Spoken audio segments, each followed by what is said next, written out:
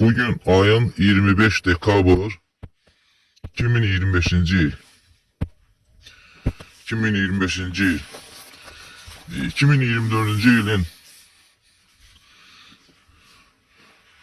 başlanğıcında Azərbaycan Respublikasının Ali Baş Komandanı cənab İlham Əliyev COP29 fərmanı imzalamışdı. COP29 fərmanında bir neçə ölkə rəhbərlərinin iştirakı ilə yaşıllığın qorunması, iqlimin qorunması ilə bağlı fərman imzalamışdı.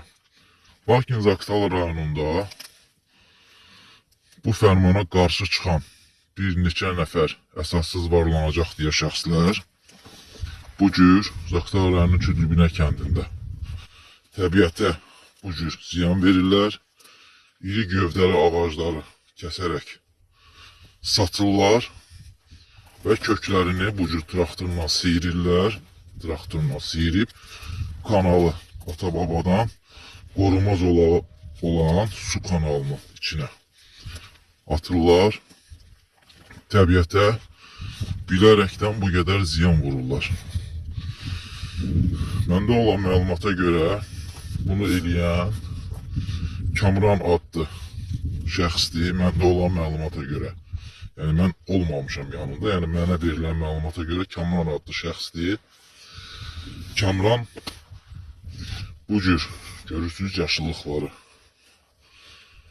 bir neçə nəfərin iştirakı ilə kəsib, taxta sexlərinə iri qovaq ağaclarını satıb və kötüklərini, ağacın köklərini traktorla basıb bu quyulara üstünü örtüb. Mən buradan müraciət edirəm. İlk öncə ölkə başçısı cənab İlham Əliyev, sizin imzaladığınız COP29 fərmanına qarşı çıxanların ən ağır cəza verilməsinə öz tapşırıqlarınızı verməyinizi sizdən xahiş edirəm. Baxın, iri gövdəli ağacdır, bilərəkdən yandırılıb ağac. Bura Zaqatala Küdlübinə kəndinin ərazisidir. İri gövdəli ağaclar olan bir qoruma zolağı olub bura.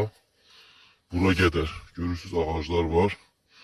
Buradan bir hissəsi ağaclar kəsilib. İndi o birisi hissələr də çəkəcəm.